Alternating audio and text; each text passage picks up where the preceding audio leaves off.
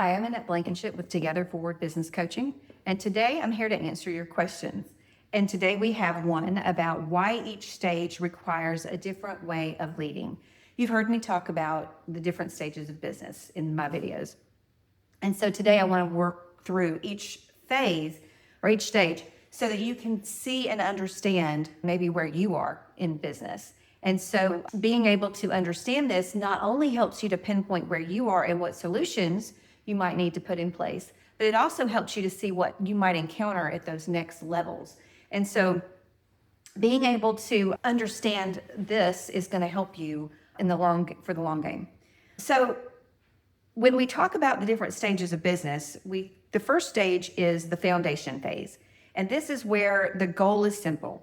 You need to get clients and you need to deliver the product. And so what does that look like? Well, it could be marketing and sales. So from a marketing perspective, you may have a strategy where you go to B&I to get referrals and work with other people in a networking environment. Or you might have a social media strategy where you post social media and invite people to call you to take your services. And then there's all sorts of different strategies you could do. You could do SEO, you could do AEO, you can do Google ads, you could do Facebook ads. There's all sorts of different ways, right? But the point is you've got to learn all of those things when you're in this first phase of business. And so being able to get that revenue is the first place for you to be able to graduate. You've got to get revenue in consistently. And then your focus should only be on marketing, sales, and delivery. How do I attract people? How do I convert people? And how do I deliver this product or service? At this phase, the owner's doing almost everything, and that is completely normal. There's no real systems. You might have some basic financial tracking, and you have to make quick decisions because everything's moving really fast, and those are your three priorities. Your primary challenge isn't complexity at this point, is traction. It's getting traction and being able to get that revenue in. Until you have consistent revenue, nothing else matters, right? So you're trying to prove that you can build this business to the point where you can start to stabilize. So, and then that leads me to the second phase. So in the second phase, that's what it looks like. It's stabilization. You've done such a great job of getting consistent revenue. Now you need some help. And so anytime we get more people added to the mix, that's going to create complexity. So that's what this next stage is all about learning how to manage complexity. And so this is where you start to feel the tension. This is where you start to be the bottleneck. This is where you start to try to understand more about your financials because you got more cash coming in and you got more cash flowing out, and how much is left over at the end of the day. A lot of people just don't know at this point, right? We weren't taught in school how to manage a business. We were taught how to be an employee, basically. And so you might be asking questions at this stage around, why am I so busy but I'm not seeing profit? Or why do I have profit but I don't see it in my bank account? And I'll help you answer all of these questions in future videos. But effort is no longer the issue. And what happened in the first stage is you had to hustle really hard because you had to get clients. Now you're still hustling probably. And why is this not working anymore? Well, it's not working because now you're at a different stage. And so now it's not about you, it's about getting what's in your head out onto your team. And so we also need some financial visibility. So can I even start to hire more people? And until we get clear on that, that's going to always be an issue because profit and loss, balance sheet, and cash flow history is important, but cash flow forecast is even more important. So being able to know in 3 months where your bank balance is going to be based on what you know today. And that will shift and change every week or so, but being able to understand what that looks like is very important. These are part of being that proactive. We also have to have defined roles. We need to document processes, and we need to create some rhythms of the way we do business around here, right? We've got to get that structure in place. So at stage 1, we had to prove that it works. At stage 2, we have to prove that it's stable. And you'll hear me say that word a lot for that second stage.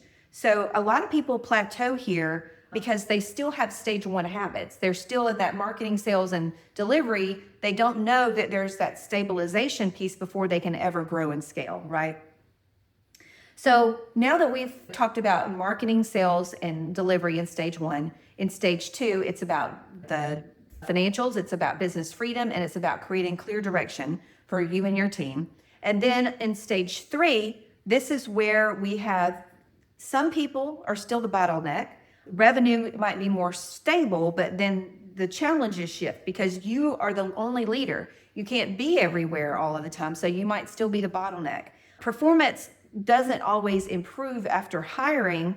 The strategies might be clear in your head, but not to the team. And so this is where we definitely need more leadership in order to help us run things. So instead of doing everything we did in stage 1, we got to get that off of us in stage 2. And then now in stage 3, we need people to come alongside us and manage and lead our team as well, because there's just probably a lot more going on. So we need to hire managers. We need to put more accountability in place. We need to put more meeting rhythms in place. And it's not more as in terms of we've got to have a lot of meetings. It's more about the rhythm of the business and how all of that flows. And now that we've got other leaders, we have to be sure that we're pouring our leadership ability, our leadership judgment, our management judgment into these leaders so that they're effective, right? So we have to transition from doing and managing into thinking and leading. And so if you've ever heard me talk about not only the stages of business, but I've also talked about the 3 areas that we need to grow as leaders. When we start out, we're doing the thinking layer, we're doing the managing layer, and we're doing the doing layer. And so being able to get that doing layer off looks hiring a team, but being able to get that management layer off is where we want to be in stage 3. And so that way we can continue to think and we can continue to move forward with our strategy so that we can grow our business the way we want to grow it. So the problem here is that most businesses aren't cleanly in one stage or the other, right? I'm going to stop at stage 3 because stage 4, I'll just quickly tell you, is about innovation, because what happens a lot of times in stage 3 is we get overly bureaucratic. And so in stage 4, we want to be innovative and not bureaucratic. And then in stage 5, this is where owners are deciding to leave and exit the business. And then that means that they've got to get all of their leadership and everything out into the leaders that are going to continue to run the business. So that needs to have a succession plan and being able to move forward in a legacy type business, right? But I'll have to focus on stages 1, 2, and 3 because that's where most of my clients are.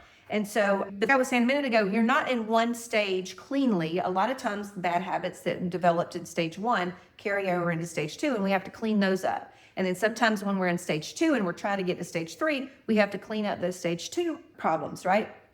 It's all about the habits and what we're forming in our business. So let's say, example, stage 2, we might not know our numbers. And so if we don't know our numbers, how can we hire effectively more people? Because we're never going to know, we're never going to get out of that cash flow issue if we don't know what our numbers are.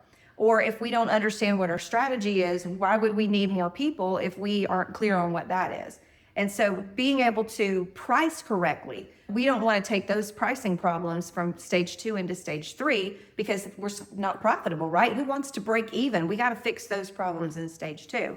So every stage has problems to overcome before we can graduate completely to that next stage. It's always going to hold you back if you have bad habits from stage 1 or stage 2. So that by the time we get in stage 3, we want good habits, we want good flowing processes, and we want to be able to get to that point where we can grow and scale. Because what happens is growth always exposes where our weaknesses are. We can't get there, not because we were bad or whatever. We can't get there because we just don't have the skills in place. We haven't mastered that level of business. And so that's where when I work with you or when I work with the business owners that I talk to, we start with the business stage.